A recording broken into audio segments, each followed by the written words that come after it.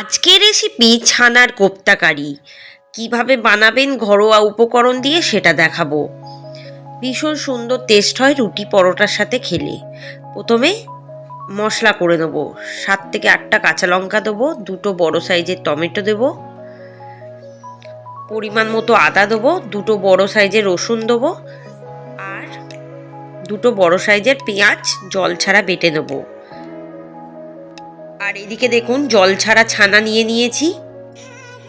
এবার এর মধ্যে 1 চামচ হলুদ গুঁড়ো, 1 চামচ জিরে গুঁড়ো, ধনে গুঁড়ো, 1 চামচ গরম মশলা গুঁড়ো, 1 চামচ কাশ্মীরি লঙ্কার গুঁড়ো, 1 চামচ চাট মশলা, 1 চামচ পোস্ত,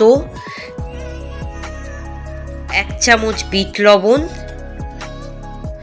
1 চামচ কর্নফ্লাওয়ার, 1 চামচ ময়দা, আর ওই বাটা মশলা, আর দিয়ে দেবো 2 টেবিল চামচ ফ্রেশ ক্রিম দিয়ে ভালো করে এটাকে চটকে মাখবো।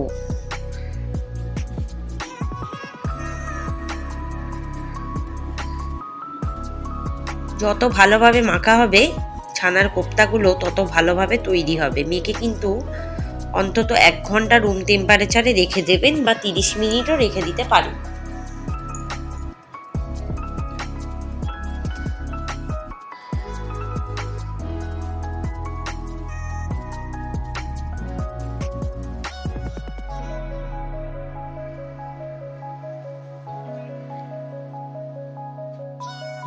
ভালো করে এটাকে চটকে মাখবো।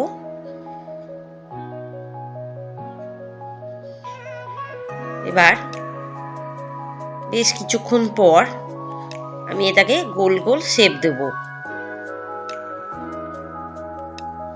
ঠিক এইভাবে বড়ার আকারে। আপনারা যে কোনো শেপ দিতে পারেন।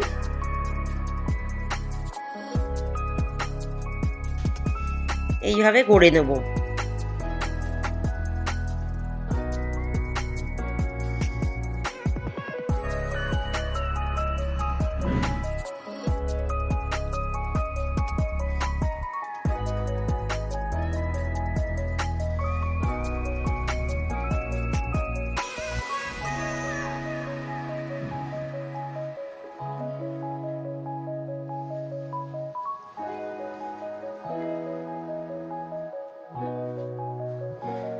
এবার কড়াই দিয়ে দেবো 1 কাপ সাদা তেল। তেলটা ভালো মতো গরম হয়ে গেলে ভাজার জন্য কোপ্তাগুলো দিয়ে দেবো।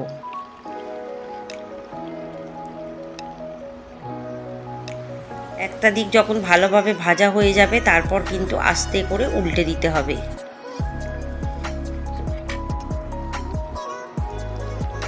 একটা দিক ভালোভাবে ভাজা হয়ে গেছে, এবার আস্তে করে উল্টে দেবো।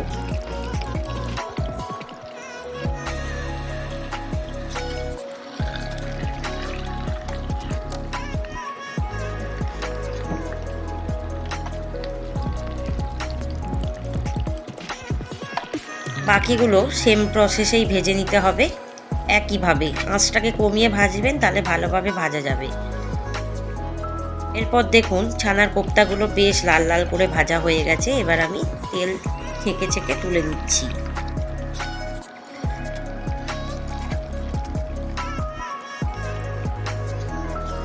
এইভাবে বাকি কোপ্তাগুলো ভাজা হয়ে গেছে, তুলে যাচ্ছি।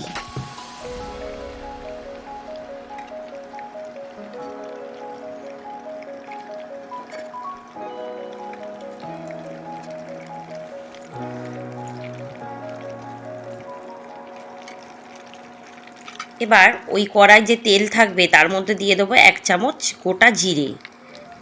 জিরেটাকে একটু পুড়িয়ে কালো করে নেব। একটা সুন্দর ফ্লেভার আসবে, তখন ওই বাটা মশলাটা দিয়ে দেবো। এই বাটা মশলাটা দুভাবে কাজে লাগবে, একটা গ্রেভির জন্য আর একটা ওই ছানার কোপ্তাগুলো বানাতে।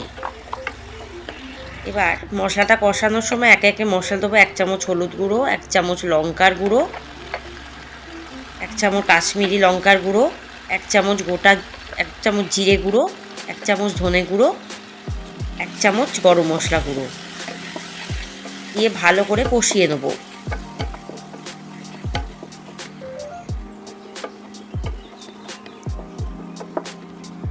মশলাটা প্রায় কষানো হয়ে গেছে, এবার তেল ছাড়ছে। এবার 1 চামচ লবণ দেবো, দিয়ে দেবো 1 চামচ ফ্রেশ ক্রিম,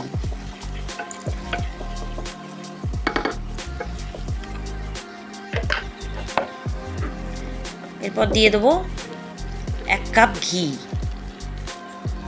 আর 1 চামচ চিনি দিয়ে ভালো করে কষিয়ে দেবো। এবার দিয়ে দেবো 1 কাপ দুধ,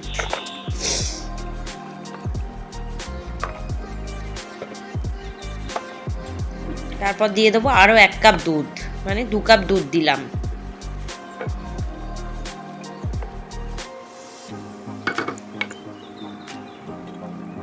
এবার একটু ফুটিয়ে নেবো, তারপর আরও 1 কাপ দুধ দেবো।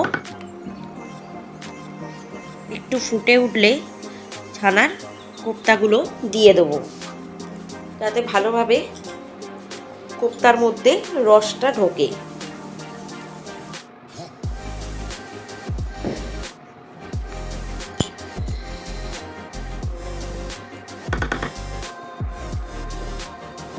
এবার এটাকে ভালো করে ফোটাবো। দেখুন বড়াগুলো বা কোপ্তাগুলো ফুলে উঠেছে, বেশ মাখা মাখা হয়ে এসছে।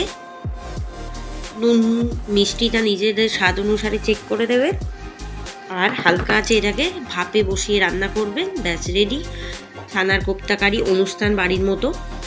কেমন লাগলো রেসিপিটা জানাতে ভুলবেন না। বাড়িতে বানিয়ে অবশ্যই দেখবেন, রুটি পরোটা লুচির সাথে ভীষণ ভালো লাগে। এটা কিন্তু অবশ্যই নিরামিষ বানানো যায়, প্রয়োজনে আপনারা কিন্তু পেঁয়াজ আর রসুনটাকে ব্যবহার নাই করতে পারেন, আর সেম মশলা দিয়ে এভাবে নিরামিষ বানাতেই পারেন।